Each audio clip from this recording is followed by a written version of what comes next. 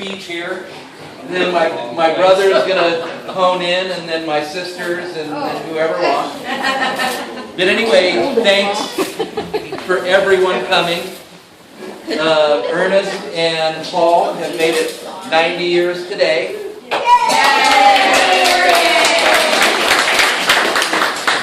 They haven't changed a bit in 70 or 80 years. And those of you who knew them, that haven't seen them for a long time, know that they haven't changed. And we love them both. And anyway, this is for their day, and hopefully 10 years from now we'll be back for their 100th.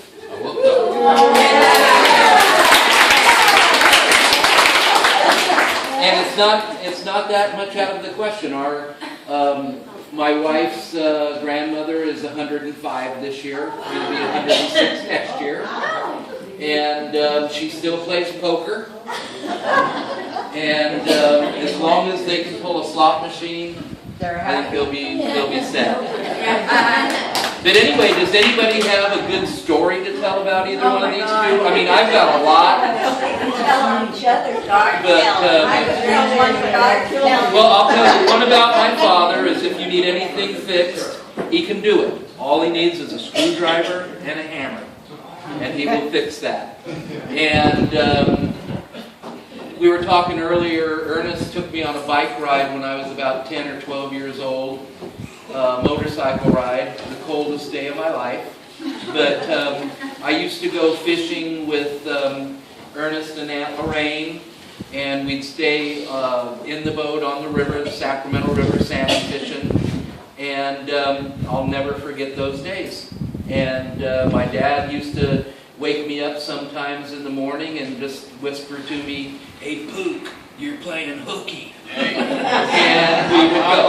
I thought when you was on the launch boat, that old Plymouth. Yeah, a week or so ago, Richie and I went fishing out at Grizzly Island, and I told him the story how my dad would have a old Plymouth with all tires, recaps, by the way, recaps, and it'd be 3-speed on the stick, and he would tell me, "You hold on to the rope on the boat on this old wood boat ramp that was all mossy."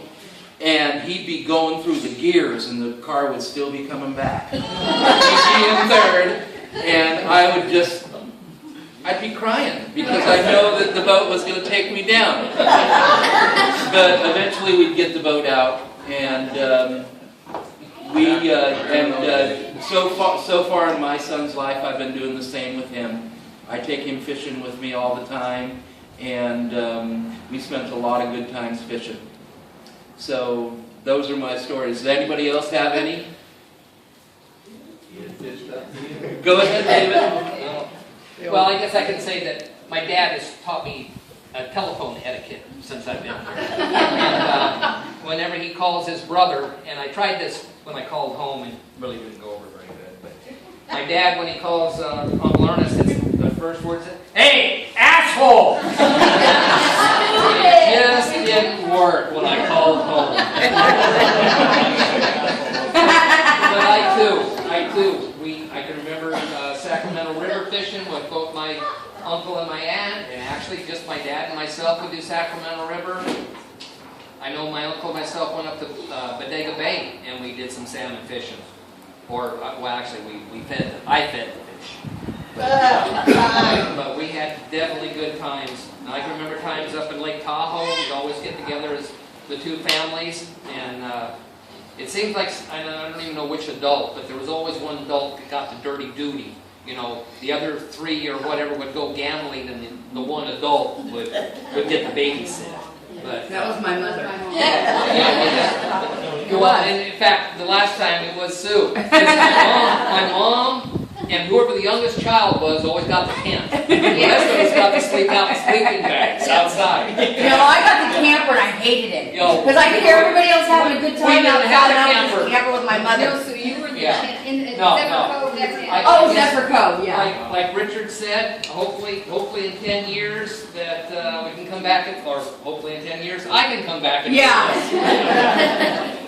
But no, great people. Well, I have a fishing story, and this was as adults. I mean, we fished with my dad always, and the same thing. Hooky from school, every shutdown. Shut down. But Richard was supposed to go with us, and he didn't go. So it was just me and my dad.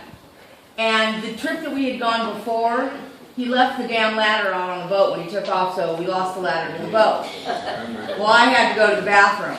And it was just my dad and I. So I have to jump in the water to go. And I can't get back in the boat. And the whole time I'm trying to get back, and Richard used to be there so he'd give me a pull. I couldn't get back in the boat, so my dad has to go, as he calls, into the toolies, so that I can climb back in the boat. The whole time. He's telling me, don't worry, Susie, I won't tell anybody. Don't worry, Susie, I won't tell anybody. For the next month, everybody I ran into, hey, I heard you couldn't get back in the boat. That sounds like it. I thought I got my gossiping from my mother, but it's I not. had a hell of a time getting her around. Okay, Kathy, you? Debbie, for you, is there anything to say? The boat, the car, crying in the back seat. Debbie was always It crying. was awful. Well, okay, who was with Dad when he kind of took the camper for a little Oh, he was cruise by off- himself. No, he was by himself. That was. Oh, okay. Well, no story there. So the only thing I have to say is they're great. All right. Well, thanks everyone for coming. Thank you. Here's to their birthday. Here's to their birthday.